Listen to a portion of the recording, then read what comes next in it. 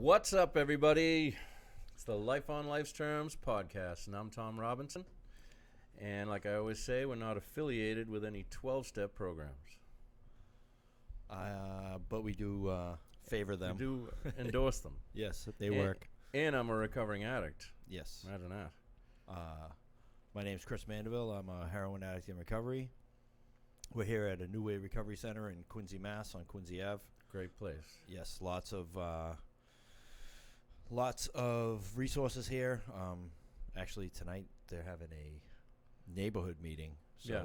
they let a lot of people use the space, and they let us use the space to provide you with this podcast. They're very gracious. Very nice people. So, LOLTerms.com. Please subscribe. The audio podcast is fantastic. Yes, subscribe, share this now. Yeah, if everyone could share this who's listening, or at least maybe tag someone that might not be listening that might enjoy it or benefit from it. Absolutely. We're just trying to spread awareness, spread a message. And like, it doesn't matter how you get sober, what you do. That's you right. know, we endorse all pathways. Exactly. It's as long as you're alive and breathing. Yeah. You know, we could express personal opinions, and I'm sure we have. Everybody does. But we, it's just about saving lives is what it's about, and reaching the people that may not know. I was at an event last night, Weymouth Awareness Night, and it's crazy that it's 2019 and people still don't know what to do if their kids using drugs or their husband's an alcoholic. Like, right. It's 2019. You think that it would be easy, I mean, it's not. You know, people who don't have the addiction don't have the motivation to go find out what to do. And they had a keynote speaker. It was David Sheff, who wrote A Beautiful Boy. Oh, yeah? The movie that Steve Carell starred in.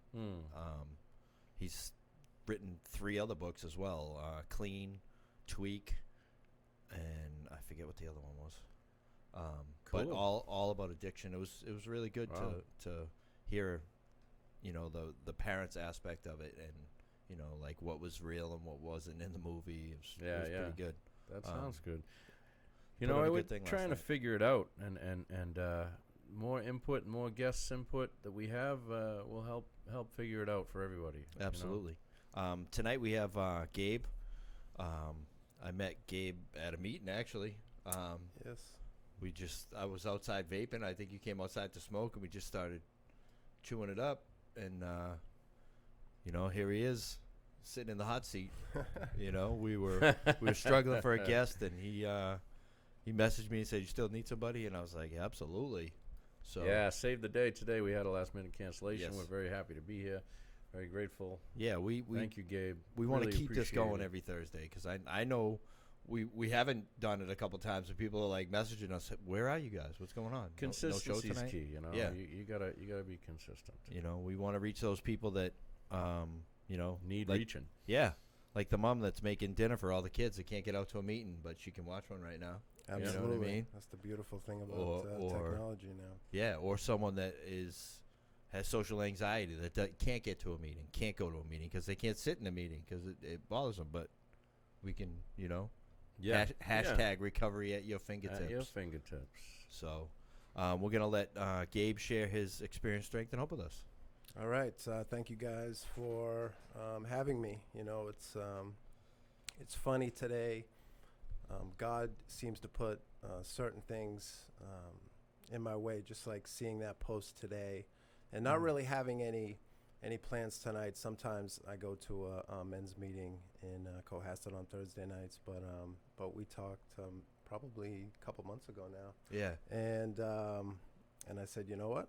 Why not? Why not do it? So, and that's ultimately what I'm doing to keep myself going on this path. Literally since I moved down here a couple of months ago, is really jumping in with all I have, trying to be the best student that I can, and just like I said, things seem to present themselves, things present themselves to me, and I took the opportunity to say I'll do it. So grateful to be here. The best student, you mean the best student of recovery or the best student The of best, life? I would say the best student of recovery. Came in here 10 months ago, a little over 10 months ago, not knowing anything about recovery, knowing that there was a better life for me, and being able to finally fully surrender. And I'll talk about that in a minute. That's more like the strength and the hope. If I'm going to get into my experience, it all goes back to really as a kid, there was a lot of different stuff that happened in my life that I think kind of molded me into this lifestyle. Family history on both sides of heavy alcoholism, literally flooded both sides of my family. So probably born with this disease. With that being said, there was a lot of traumatic things in my childhood, as far as like me being very close with my grandfather, who was a Korean War veteran, and him taking his own life when I was 6 years old. And that was that was something tough. That was that took me a long time to kind of overcome or try to even understand or fathom. I won't get into all of the different experiences that I went through, but What did they tell you at the time? at the time, my mom tried to explain it to me, I think the best way that she could, knowing that, she was kind of dealing with it as well. And he left a note that kind of alluded to the fact that he may have found out that he had cancer, but, And he was an alcoholic, you said. and he was an alcoholic, Yeah. absolutely. But what it came down Yeah. to for him is like he could never forgive himself because he was in the Korean War, and his whole battalion was killed, and he had to play dead. He played dead. That's the only way that he survived. So he never Wow. forgave himself ultimately for being the only one that actually survived that attack, where like two of his best friends died. And Wow. so growing up and living in that house, like I just saw him That- drinking a lot. When you could see him get out of control, like when he drank too much, obviously, but he was a very good-hearted person. Yeah. And take me out for ice cream every day when he was done running all his errands and everything that he did. So And I that developed- trauma was directly passed on to you. It was like a baton. absolutely. It's like, here's some trauma. Absolutely. And like I said, I'm not going to get into all of the other stuff, but there was other traumatic experiences that essentially left me being a very anxious individual growing up, being somebody who never had any confidence. Okay, I was kind of sitting in the back of the room in school, daydreaming, looking out the window, being like, I feel a lot different than all of these other kids in this class because they seem to have aspirations when it comes to life. They seem to be filled with confidence, and me trying to find my place, me trying to fit in was something really I struggled with all the way through school. You know what I mean? And that anxiety stayed with me through my teenage years. And like, even me, like I go to meetings now and I speak in front of like a lot of people, sometimes like 100 people or whatever, and I'm able to do it and I don't have that anxiety. But like if I had to get up and give like a presentation at school or something in high school, like forget Yeah, about it. right. I would be like shaking, like. And now, Yeah. were you like most alcoholics and addicts, like you could just fit in wherever you were? Absolutely, I could definitely be a chameleon. Yeah.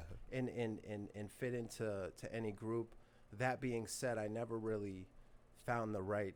Right. Found the right. Never group. found your group. I never found my group. Well, think about the atmosphere. I mean, we single out ourselves and say we don't feel apart, but think about the atmosphere of how much judgment there is in a high school atmosphere. You know what I mean? everybody out there is judging everybody else on the slightest little things. And, you know, if you can put down somebody else, then maybe your friends will think you're cool or something. You know what I mean? It's a vicious. And it can be brutal. Yeah. Like I seen some on Snapchat last night, and it was like anonymous questions or whatever, and like some of the questions and some of the statements that these people were putting out there towards this one person, I was like, what? You know? Yeah. They're just trying to be funny. Yeah, trying to get attention from their friends by saying the most outrageous things, and it's shattering to someone with a sensitive sensibility. You know what I mean? And it's crazy because the first thing I was addicted to was, I think, attention, and I didn't care if it was good or if it was bad as long as it was on me. That was me. That was how I got it, because my parents divorced when I was 2, so it was literally my mother bringing up me and my older brother.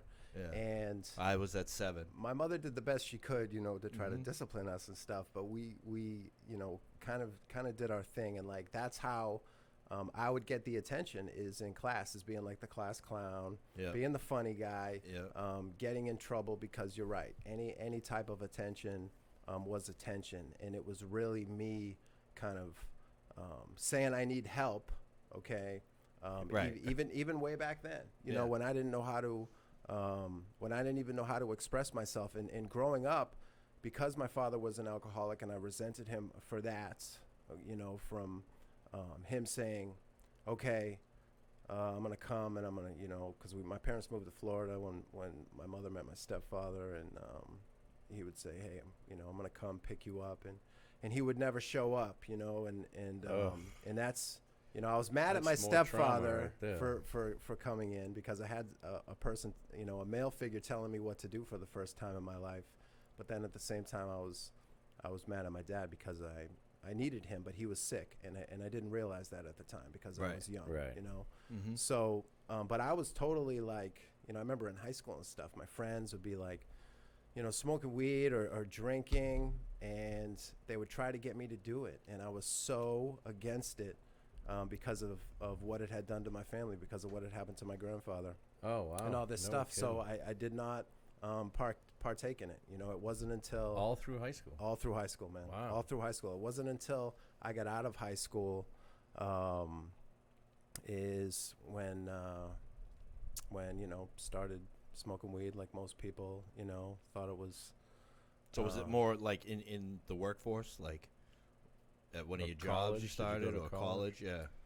No, it was getting out, moving in with some friends of mine after high school. Some friends of mine who were older, and they were drinking, and eventually it was bound to be something that I crossed paths with. Yeah, right. You was hanging out at the barbershop. Once I did it, once I did it, or once I took that first drink, I felt the calming sensation that I never had in my life. Yeah, that like, ease and comfort. This is what I've been missing. Yep. This is everything that I've been looking for. This is my comfort zone. I feel like I can actually be myself for once. A friend of mine described it as your tailor. It made your skin fit perfectly. Absolutely.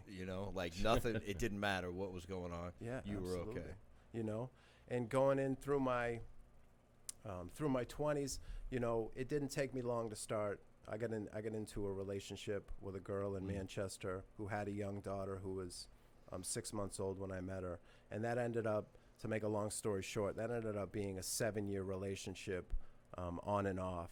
And Manchester, New Hampshire, the Queen City, not England, not England. Very true. And she would say to me, you drink too much.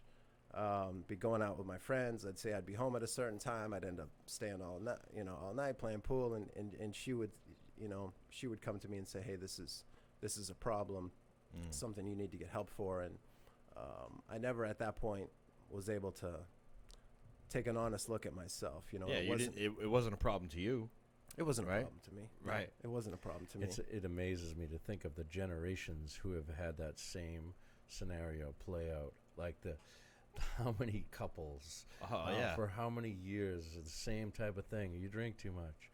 I don't know. It's not a problem. I don't have a problem. Yeah. Like Absolutely. I've heard You people know? saying that, like older people to me saying that they had to go down and get their dad at the bar, Oh, yeah. or Yeah. and they had to do it quick before the paycheck was gone. You know what I mean? On Fridays. Right, right. Absolutely. And and there's another generation of kids growing up right now who are gonna come of age and have the same thing. Yeah. I got with this girl and she told me I drank too much. Yeah. Or,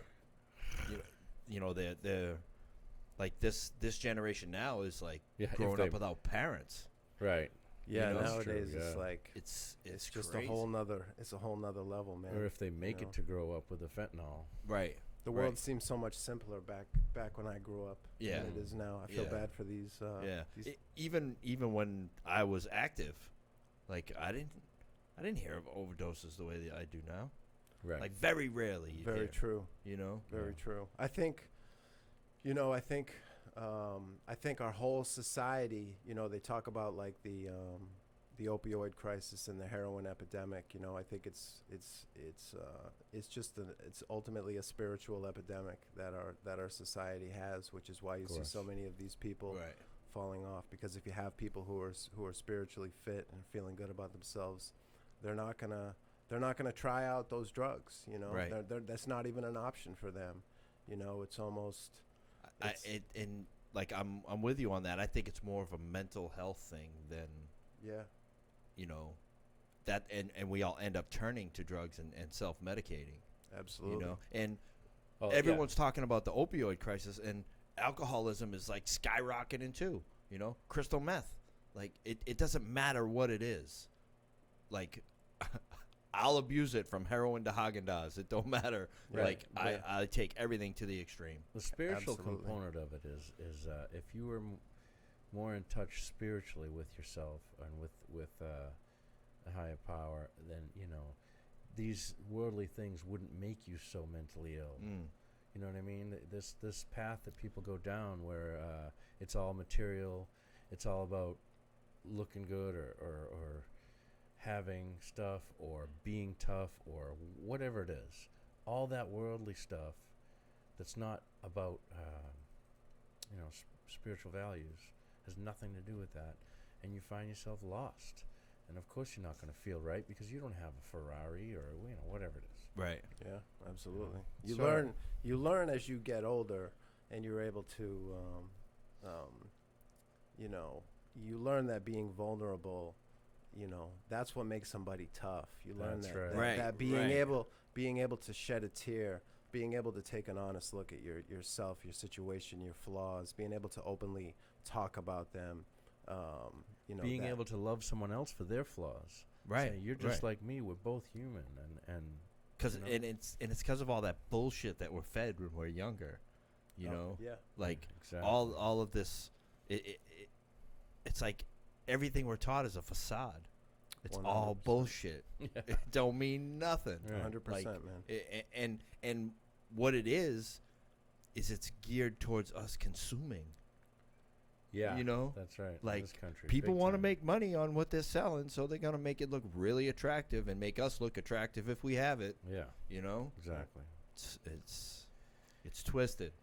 Anyway, Yeah. so you It got is. with this girl, and So I got with this girl, and her daughter had no father figure. So to make a long story short, it was drinking at first with her until I nearly cracked a rib. I was actually trying to close a car door with something in my other hand, and the top of the car door hit me in the rib. So I went to the doctor. I went to the emergency room.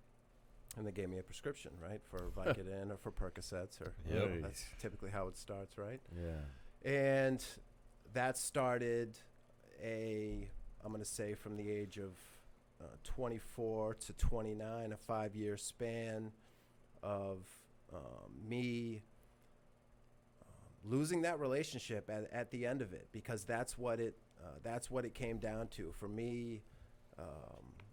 Going to the lowest of lows for me, going in and out of treatment centers, knowing that that the only way for me would be to escape it, and I couldn't escape it because I could never get honest with myself and deal with the stuff that had held me back my whole life since my childhood. I could never get a sponsor. I would never, my pride and my ego would get in the way. I could never get a sponsor. I could never join a group. I could never take the suggestions. I would go to meetings, and that's all I would do, and it didn't work. And it came down to leaving that part of my life for good. The age of 29, 2007, one of my friends sold my best friend some pills, which he mixed with some other pills. He ended up overdosing. This was someone who I made music with. We had created an album together. We had plans to go to Philadelphia to record the album, hip-hop based album. We called it Redefinition. We were trying to speak out about, changing the world and all this stuff while both of us were sick. We were polluted. We were polluted. Yeah, absolutely. Yeah. So he passed away June 17th, 2007, June 22nd. Had insurance. I made the call. I went into AdCare Hospital, and I was able to put the pills, the opiates, through the grace of God, behind me forever. That was when I moved back to my mom's house. My mom said, "You know what? You go through these places and you go back to the same people." And that relationship was finally over. The most crushing thing of losing that 7-year relationship, obviously, was the girl I cared about, but it was really the relationship I had with her daughter, who is now 7 years old, because I was the only father figure that was in her life. Yeah. But at that time in my life, I was in no position to be that father figure that she needed, because I needed to get myself better. And but you may have passed a little trauma down the line, but at least you didn't die, right? I got back in touch with her 2013, 2015. So I don't know as if it's that, because there wasn't so much of it going on. We weren't like living together, so she didn't see a lot of that stuff. Okay, you know what I mean? It was because the last couple of years we really weren't. It was really on and off as far as us being together. Mm-hmm. So luckily, not, in that capacity. Good, that's great. But yeah, absolutely. I mean, so I got clean at the age of 30, turned myself around, moved back up north, had a good job in Wolfboro, and I was sober for over a year. Put the opiates behind me. I wasn't drinking. I wasn't doing anything. Back on my feet, got money saved, bought a car, all this good stuff, and meet a girl.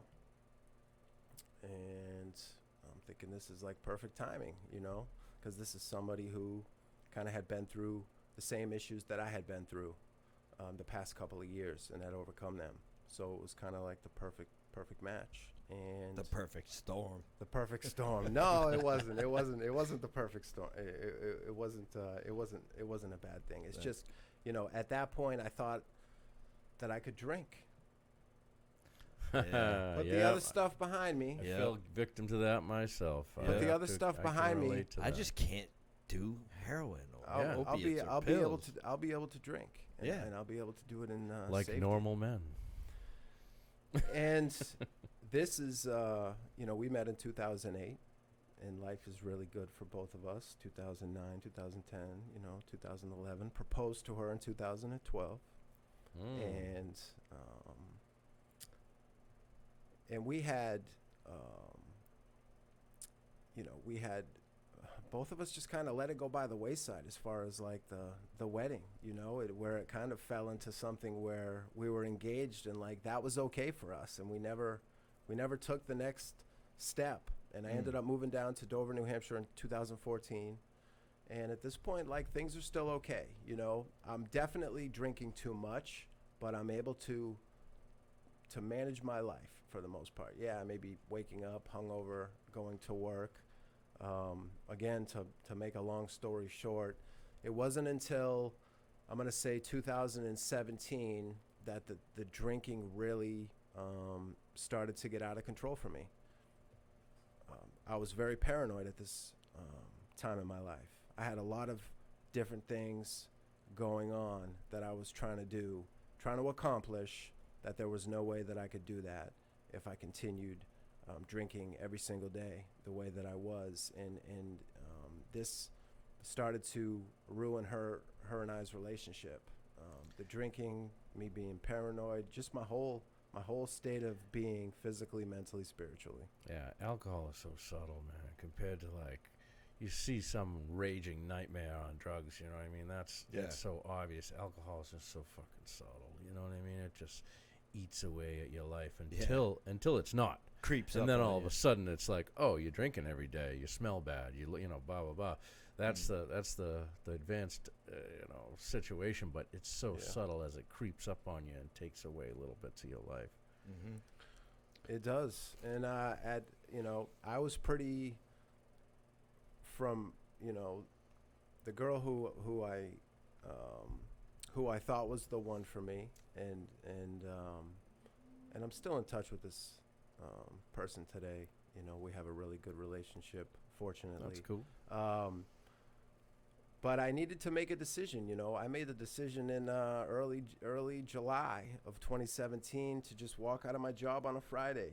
I had a couple $1,000, and I had a lot of crazy stuff going on in my life. I'm not going to necessarily get into all of it, but I will just say that I made the decision to leave, and I knew her and I were we couldn't stay together as is, with me in the shape that I was in and with everything that I had going on. So I literally called my cousin. She said, you can stay with me.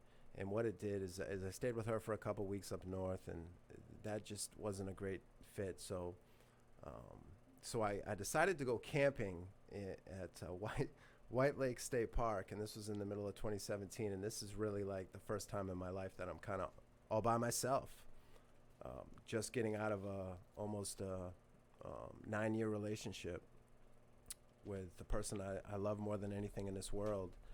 And it's just me and the alcohol is really all I have. And I spent some time with my dad up there, but I just was really beat down, again, physically, spiritually, mentally, on every level. I met a pastor while I was camping, similar to the pastor you talked about. This guy's got tattoos all over him, okay? He saw me on the beach. He came up to me and just started talking to me. His name was MC Minister Craig, and he tried to get me to get help at that time to stop drinking, because I told him, look, I need to stop drinking, man. Nothing in my life is gonna get better. Whatever I'm trying to accomplish and be the best version of myself, and everything else I have going on, none of that stuff will come into fruition if I don't stop drinking. So you knew the alcohol was a problem. Oh, yeah, absolutely. Oh, So you already been to 12-step? I had already been to but 12-step for Opiates. for the opiates. That's because you didn't think you had a drinking problem. Right. But you must have heard. I knew deep down, because at Right, this right. point, when I started drinking, probably in like 2009, it's 2017. I don't think I skipped a day once I got going. Yeah. So let's say like 7-8 years straight, right? Mm. And then I'm running out of money on the beach, and I'm literally just like, at this point, I'm almost like mad at God, like because I've always been a very spiritual person who always knew I had like angels over my shoulder. No matter what I went through, everything was going to be okay. But at this point, losing that relationship, ending up where I ended up, although I put myself in that situation and I couldn't come face to face with the decisions that I had made, which were bad ones, I turned my back on God at that time, and that's really started the last 9 months before I got clean. It was I got a call 2 days before. I'm trying to figure out what I'm going to do after I'm going camping, applying for jobs up there, and God was still looking out for me, saying like, maybe it's not meant for you to live up here. But my boss had called me back, and I think God put me in the situation he did the past 9 months so I could get help. And I'll talk about that. It's like my boss called me and said, "You've had 3 sales since you've been gone. What do I got to do to get you back? I'll get you a place, whatever you need." So that's what he did. And end up on Hampton Beach. Okay. Really? End up on Hampton Beach in September. So going into the winter time. And again, by myself, without that companionship, without that other person being there. That could be good. Yeah. Or it could be bad. Or it could be bad. I'm going to explain to you why it was bad. All right. Okay. It was bad and it was good because it led me here. There you go. All right. It started the next 9 months, where I started drinking more than I had ever drank because I was literally, I was just broken, man. I was lonely. I was, I just didn't. Trying to find the solution. I thought I had the solution to a lot of different things, but I didn't even have the solution for myself. And what it took was a 9-month span of daily drinking. Okay. I took a trip to see my parents in Florida last year, my mother and my stepfather. And by the way, like Daily social blackout drinking. daily social blackout drinker. And by the way, going back to like that Nice. stuff and the resentments I had, like, when I was a kid, I've been able to let a lot of that stuff go even before I stopped drinking, like with my father and stuff. And I have like a wonderful relationship with him, and he stopped drinking on his own cool. like 8 years ago. And he's like a new Nice. man now. So like, I don't look back and say, "Hey, you did this to me." I don't live with all these resentments. I'm able to like understand things for what they are and understand everybody's at a certain place in their own life, and they do the best that they can given the situation that they're in. So yeah, I that's awesome, man. I never really like held any resentments. Like me and my dad are super tight, same as like me and my mother. But what happened last spring, which was really a gift for me, was I started to lose feeling in my extremities, started to lose feeling in my feet. Oh, yeah. Okay, and I started to lose, my legs sometimes. I have to park my car kind of far away from my work, and it'd be like a half-a-mile walk to work, and my legs would feel like they're like 50 pounds each. That's a medical condition brought on by alcohol, and I learned about it, but I'm blanking on the name of it right now. It's called neuropathy, and neuropathy, but it affects everybody differently. Some people could drink for 60 years and never get it. Thank God that I got it, because it scared me so much from April to June of last year before I got sober. It was really that brought on by these crippling anxiety attacks. When I would get to work on Monday, a couple days having to leave work early, driving home from work, literally saying to myself, "Am I going to have to drive myself to the hospital right now?" Because I thought I was literally having a heart attack or about to go into a seizure, and it was more of the neuropathy. What happened was that pastor that I met on the beach in 2017, he didn't forget about me. He got my number. He kept sending me texts every single month. He would check in. He would send me a text. I knew last June something needed to change, and he sent me a text one morning, and he said, "There are no coincidences in life. God places people that cross our path for a reason." A season or a lifetime. A season or a lifetime, man. And I said, "You know what? You're absolutely right." Not only that, I was getting signs like everywhere. Like I would, I see signs in a lot of different ways, man. Like, I don't know if it was because it was New Hampshire or whatever the case was, man, but I'd be watching TV, okay? And literally, like, every other commercial would be like, "Are you struggling with alcohol? Do you need help? Please call 1-800, Peripheral neuropathy. Sorry. Yeah, All right. that's I'm what it over was. I'm over it now. I would be Couldn't remember. standing in line for a coffee, and I would be dizzy, man. I would be dizzy like I couldn't even stand up. So it was totally affecting all of my nerves, and I didn't find out about this until I said, "You know what? I'm going into the hospital today, and It's I'm of going to your ask." feet and hands that it brings on mostly, yeah.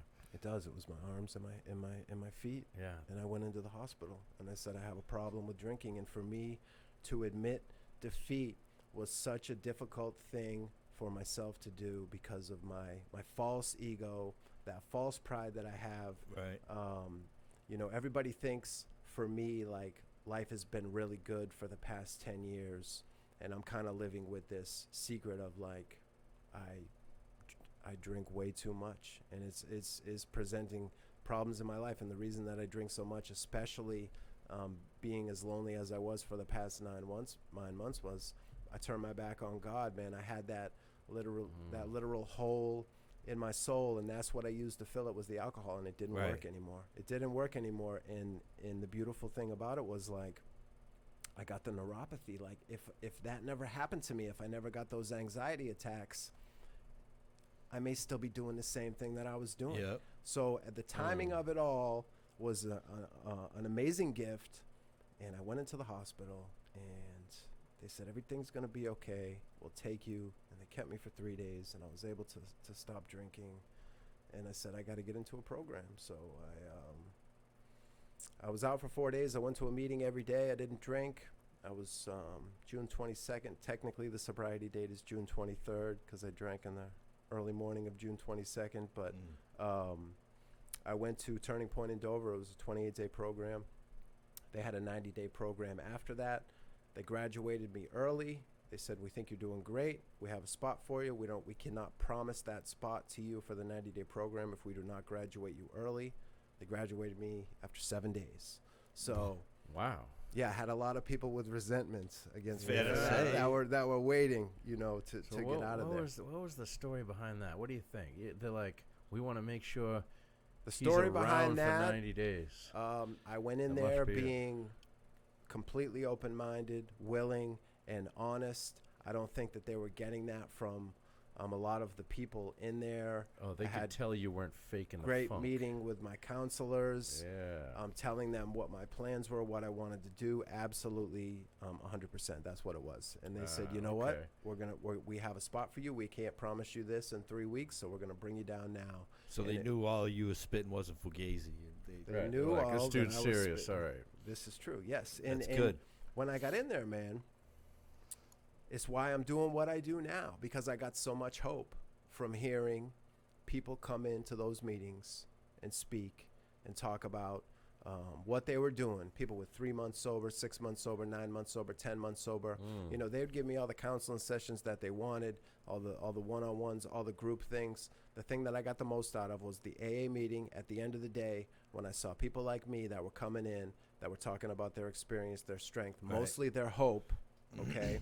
And that's really what I want to focus on at this point, because from there I just became a sponge. I got a sponsor, and he said join a group, and there was a group right there at the center. So I became the greeter.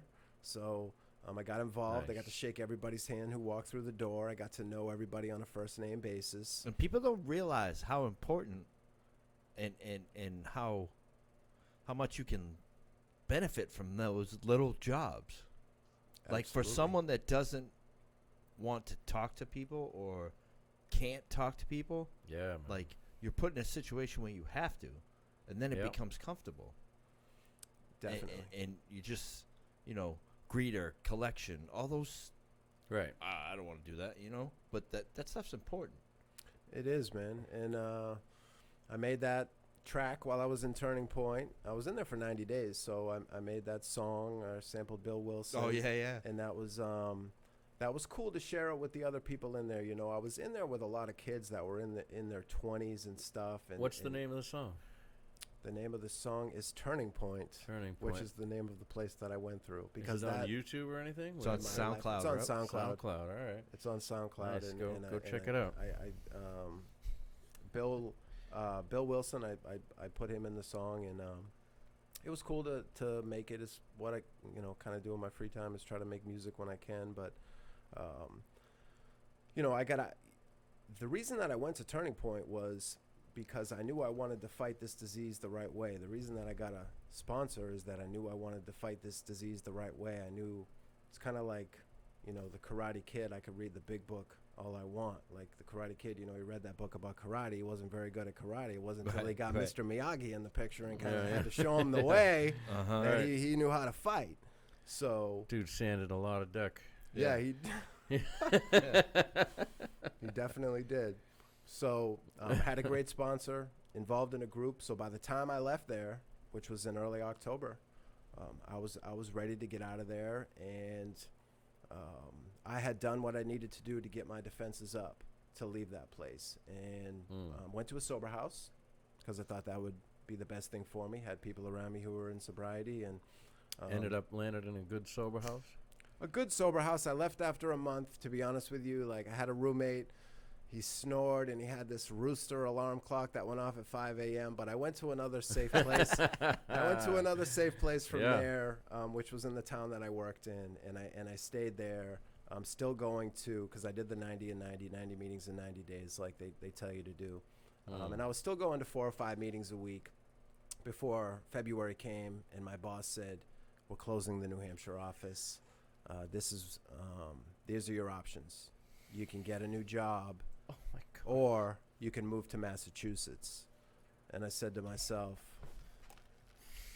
I got to stay. I mean, I've built up a sobriety network. I've got my sponsor here. I've got my home group here. I've got all these new set of friends that are in recovery. I got to stay. And I would talk to my boss about that, and he would challenge me on everything that I said. And they say, surround yourself with people who challenge you, and that's exactly what he did. Right, so that you elevate your game. And you know what? What it came down to, because I'm like, there was something in the back of my mind was saying, you know what? Maybe moving down there is the best thing for me. Even though I don't know anybody, I don't even know where I'm going or how to even get anywhere once I get there. Came down to me flipping a coin, man. Okay, Really? God. Really? God. You went with a 50-50. Wow. I went with the 50-50. I said, God, you tell me which way to go. Heads, I stay. Tails, I go. So I landed on tails, and I said I'm going. And at this point in my sobriety, I was probably getting a little stagnant. I was on that pink cloud for about 6 months. And then between months between 6 and 8, I got a little stagnant. Still doing what I needed to do and all this stuff. But For people who don't know, the pink cloud is a time period that people refer to that is kind of like you feel really good when you first get sober, because a lot of things start feeling better, your physical health and whatever, and then it fades after a while, and that's where the tools kick in. Yeah, reality hits you. Yeah. It's bound to happen. So I moved down here in February, and actually a guy close to me at work who kind of helped guide me those 4 days between when I got out of the hospital and I went into the program about going to meetings and stuff, because he's in the program too. He brought me to a meeting my first day that I went to work on Monday. He said, I'm going to bring you to this meeting, and I think it's going to help you. And I raised my hand at that meeting. And Nice. This is what the program taught me, and this is what I knew about moving, and I knew about this program. And that's the beautiful thing about it, that it is truly a fellowship. It is truly a brotherhood. I knew I could go in, I could raise my hand and say, my name's Gabe, I'm an alcoholic. I'm new to the area, and I need some help. I need some people to kind of guide me, okay? Yep. That's what I need. Again, trying to be the best student that I can. And I must have 15 people who came up to me after the meeting, and they said, hey, have you done commitments? And I said, you know what? I did not do commitments up north. My home group did not go on commitments. We're going to Father Bill's to speak at the homeless shelter in Quincy. Come with us on Wednesday night. You know what's beautiful? They didn't say, like, hey, you can hire me and I'll tell you, or hey, what do you have for me that you can exchange for this knowledge or this fellowship, or Yeah, right. they're just like, here, I want to help you. I don't know you. You're not even from around here. I'm going to approach you because you asked for help, and I'm going to do everything I can to help you. And that's the beauty of it. It's unbelievable. And from there, I mean, the past couple of months, I can't even describe how much, and let me just get this straight, because I still really don't know anything, okay? All I know is that if I keep doing what I'm doing, which is going to 4 or 5 meetings a week at this stage, okay? If I keep raising my hand, if I keep going on commitments once a week, which is what I've been doing, and speaking at different places, trying to pay it forward, Okay, trying to give back what was given to me when I was early in sobriety. We go, our home group, Cohasset Unity Group, you know, we speak at Spectrum. We go down to the Matsy in Brockton. We go to Father Bill's. We go to, there's at least a couple a week, and I try to go on one of them a week, because not only is it great for me to get out and speak and tell my story and try to give other people hope, but it's also great for me to connect with my group members on those rides to the meeting. That's the most important thing. And then the rides home. And it could be like a 3 to 4 hour meeting. It's unbelievable, you know, and you really learn about people. Like, that stuff's imperative to recovery. Absolutely. You know, like having those people that get to know you enough where they're gonna call you on your bullshit. I remember when one of the many times I tried to get sober before I actually did. There was this old timer. I think it was from like Kingston or Plymouth, something like that. Plymouth, and his name was Charlie, and he was like a million years old, and we'd go on commitments, and he would take like all these weird roads and just drive all over the place. You know what I mean? It would be like 15-minute ride, but we'd take an hour to get there. So we get all talk in the car. You know what I mean? Yeah, right. So, but he did it on purpose. I'm sure. On purpose, absolutely. Yeah. Either that, or he was already real senile, something like that. So either way, it worked. Right. So it's been good. I mean, I one thing again, all this stuff that God is putting in my way, where He landed me, like a month ago. A good friend of mine in the meeting said, "Hey, the Matt Talbot retreat, Matt Talbot 41, is coming up in a month. We want, you know, like, I think it would be good for you." I'm like, a sober retreat, you know? All right. You know what? Don't say no. That's what they say. Somebody asks you to do something, don't say no. I said, this can only help me connecting with 60 guys who are super serious about their recovery. It was a men's retreat. It was a men's retreat, and that's what I've learned is, like, you know, there's people who go to meetings, and I'm not judging anyone, but, like, you know who the serious ones are, who are walking the walk, and that's who I've tried to surround myself with. Right. And that's really who was at this retreat. Good It was plan. last weekend. Was it at Holy Cross? It was in Wareham. Oh, okay, Wareham. It's switching to Stonehill now. Oh, now, is it? so the next one will be at Stonehill. Yeah, this was the last one of the Matt Talbot 41. I was like, you know, maybe it's meant to be, because I turned 41 the day that it ended. So, oh, really? What? You know, God has a funny sense of exactly. God shot. And I love that shit.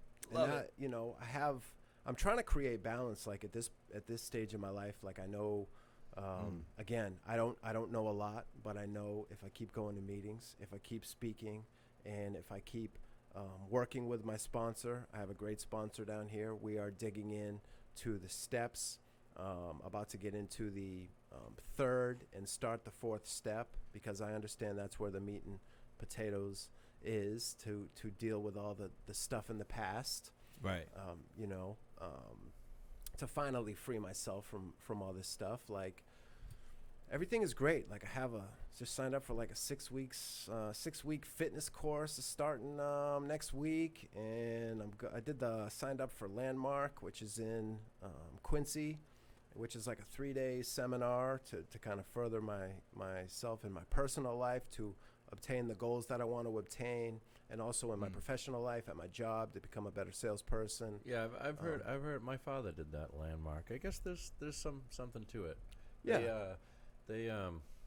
They can be a little over the top as far as when they're done with that. When you're done with that stuff, they try to get you to get all your friends in there and all that stuff. But I guess there's something to it. Supposedly it's supposed to be pretty good. You know, I don't think anything is a coincidence. Someone sent me a message about it, and I was like, "Hey, I'll go check it out." And the way the stars aligned, it worked out, and I'm going to do that in June. It's not necessarily with addicts and alcoholics. It is not. Right, nope. right. Nope. It's just something, you know, I feel that I can just try to better myself, and that's really what I'm trying to focus on. And that's the thing. Like, it doesn't. Everything that we do in life doesn't have to revolve around recovery. It doesn't. But spiritual growth is if we are to do anything in our life, we have to maintain that recovery. Maintain that recovery, Right, and you might that's have just true. said the most important thing is the spiritual growth aspect. Yeah. Because Right. when I moved down here a couple of months ago, I met with somebody who everybody in the home group kind of considers the spiritual advisor of the group. Oh, I think I know who you're talking about. John? Yeah. Yeah. Okay, he gave me Love a hearing cross that, and dude. stuff. I was having these nightmares, and he's like, "Here's a cross. Put it by your bed, and they Spiritual- won't happen anymore." And he was right. They didn't. Spiritual John. Spiritual John. He's like Yoda of AA. Okay, literally. This guy is amazing. Okay, I want to soak up all the information I can Yeah. from this guy. So I went to his Nice. house and met with him. Is he and, short? Yeah, Oh, he is. He's he's not green. he's No. he's unbelievable. So, trying to connect with him. I had a conversation with him. He said, "Are you praying?" I said, "Yeah, how you praying?" "I'm praying in my bed." Get down on your knees and pray. You're gonna humble yourself. You're gonna open up a new connection to God.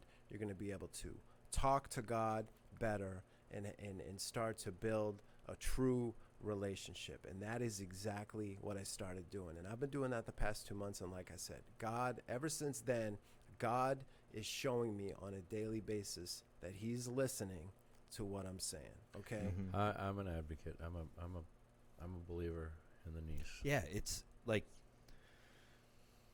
the way someone broke it down to me was, all right, you're trying to get close to God, right? Yeah. Okay, so get down on your knees, get closer to the earth, which God made. Yeah. Therefore, getting closer to God. There you go. So Absolutely. last weekend, we went to your group's breakfast that they have once a month. Yep.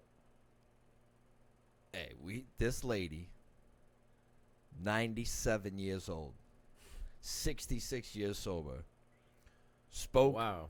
at Bill Wilson's 28th anniversary. Mm. She was up there dancing around. It was awesome. It was awesome. It just dawned on me, I should try and get her on here. Yes. I heard that meeting was amazing. It was. I went to see her in Marshfield last Sunday. Yeah, and she was speaking to Marshall the next called- day.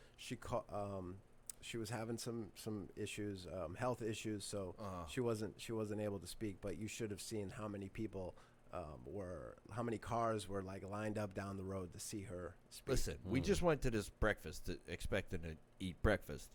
Well, we knew there was a meeting after. But one woman got up. She shared she's run like 13 marathons. And like a lot of it was while she was still active. She had an amazing story. And then they called this other lady. And I'm sitting there and I'm waiting. I'm like, where's the other speaker? She was only a couple tables away, but she's 97, you know? But she got up there. She's dancing around. Oh, listen, the stuff that came out of her mouth was awesome. She was one of the better speakers that I've heard ever. And it was to be up there at 97 years old. It's amazing. Very cool. And 100% with it. You know, Yeah, she's yeah. like, the only thing I can't do is I just can't be alone anymore because I burn too many things. But it was just an awesome way to kick off the weekend. And I heard that she was going to speak the next day. Yeah. But she was like, yeah, I'm kind of like a circuit speaker now. Old lady from New York. She was awesome. Cool. Great Very speaker. cool. It's very cool. So it's a real gift, man. My life today, I know it's going to keep getting better, but like I really like wake up every day and I'm just like, I can't believe it. Like when I made the decision to turn my life around, like I knew there was a better way for me, but little did I know how far, I feel that like I've come like leaps and bounds. And again, Right. I still don't like. I'm not gonna pretend like I have this thing figured out because I definitely don't. I'm just keeping it simple like they tell you to do. I'm going to meetings. I'm involved in my group. I'm connected with so many different people. I see posts on Facebook like this, and I say, you know what? I'm gonna go do that because it just furthers my recovery efforts and keeps me focused on exactly what I need to be focused on, which is another day of sobriety. It's one day at a time, and I'm been able to put together almost 11 months. So next month, by the grace of God, I'll be able to say, hey, I've done it a year, and now I'm diving into the work, and I understand the steps are really the way to Like if you're feeling this good now, just imagine what you're gonna feel like after. Absolutely, You know, man. that fourth dimension is gonna be, you know, it's such a better way of living. And if you had like written down what you had expected, fair to say you would have shortchanged yourself. I would have 100% shortchanged myself. You know, I would have never seen myself living in Massachusetts for one. I Right. mean, just the way that the stars aligned and me ended up coming down here. I'm just gonna tell you now, like where you're at, it's gonna get crazy in about a month. This is what I hear. This is what, and there's a misconception about people from Massachusetts and New Hampshire because everybody puts you in one category based on how people drive in Boston. You know what I mean? So everybody's a bad guy down here, and I've come to find out that that's not the truth. There is some salt of the earth, golden people down here. More will be revealed. The only thing that's bad down here are the roads. Yeah, some bad roads. New Hampshire got good roads. I did a lot of work up there. New Hampshire does have good roads. I used to work for Line Striping Company. They take care of their roads. And the roads and down it's here even are a little just- bit colder up there than it is down here. They use way more salt, like way more snow. It's like, you know. I never would have thought I would have ended up in Massachusetts. It's so funny I landed here, but I'm going to be on the beach, and I'm looking forward to having a great summer and have a good job, and like I have connected with so many great people, and I'm really glad that we were able to connect. And Right. I'm planning on making some more recovery themed music and maybe put something out in August.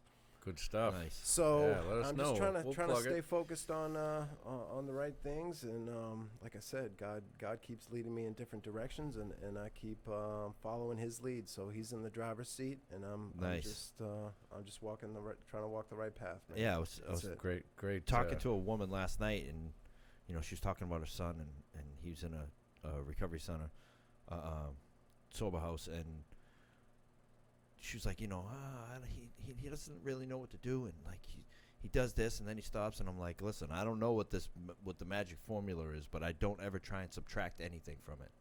If I do anything, I add to it. Yeah. Because I don't know what's gonna work and what's not gonna work, but like, they say it around here all the time. If you're not growing, you're going. And like we have to grow spiritually. I've seen people doing this work, doing the deal, doing everything they need to do, but staying, like you said, stagnant and not growing spiritually, and it ends up catching up. You look at the people with long-term sobriety, and that's the thing that I respect really about a lot of the meetings around here is there's guys with 30, 35, 40 years. They're still going to 5-6 meetings a week. And I'm like, wow, they have 30, 40 years, and they're still doing it. They say, well, this is because it works. Yeah. And they've been through the steps. And you see those people, and you say, that I'm trying to follow their lead. I realize, like, we all are writing our own story. Yes. And right now, I can say, like, I've been able to turn around my story from where it was heading last June to a story of victory. And if the thought of a drink entertains itself, I think of my story as like one of those choose your own adventure books, right? You remember those books when you were a kid? Yes. Right? Yeah. Take the drink and go back to the dark ages, okay? Go back to the dark ages where you were lonely, you were depressed, you had no hope, you had no faith, you had no confidence, you had, a hole in your soul, or keep walking this path, which is me doing exactly what I'm doing, trying to fill up that hole with all the light that I can. So, thankfully for me, the obsession has been removed. I've asked for it to be removed, and it's not something that I think about anymore. Thank God. I'm just trying to stay focused on the right stuff. It's funny you talk about that choose your adventure. I just watched a movie on Netflix, and it was like that. It was Black Mirror, and like you picked what happened next in the story. Really? Yeah, it was. Very I was like, wow, that's wild. wow. They were bound to come up with that. Yeah, like, used to happen in the but stories. then when it doesn't play out right, it goes back, and now you have that choice that you didn't take and another choice. Oh. I was like, that's this neat. is pretty cool. Yeah, those So- books used to be great. Good way back stuff, in the man. day. It sounds like you're trudging the road. Happy Yeah. destiny. doing what you need to do, and it's working for brother, you. It only know? gets better. Yeah. So I Trust and appreciate you believe. reaching out. No problem. Yeah, You know, you saved saving the day, day. saving the day today. You know, maybe in the fall we can have another Absolutely. know, Anytime. come back, because we're doing this thing where we once a month we're trying to have people back on that we've had For a and discussion do a group. discussion. 4 at a time. 4 people or 4 of us. Yeah. Doing a You just- discussion meeting. Hopefully the week after next it'll be our second one. That's our Yeah. plan. So, but thanks a lot. Thanks everybody for listening. Yes. Please- LOLTerms.com. Please subscribe to the audio podcast. Please tag somebody in this Facebook post. If you have a topic Yeah. for us to discuss a week from next Thursday, then message us on Facebook. And also, if anyone wants to come on and share their experience, strength, and hope, share their story, Let us share their know. foundation. We have people on here that aren't even in recovery. We have people that are just affected by this disease. Right, and also clinicians and social workers or Yes. therapists who would like to come on and share their opinions and their experiences on addictions. Absolutely. We're Anyone interested in that. If you that know this anybody is- who would be willing to come along and help us figure this thing out. Yeah. Let's help us help others. Let's do You it. know? It's a daily All right. fight. Yes. All right, people. Peace. Peace.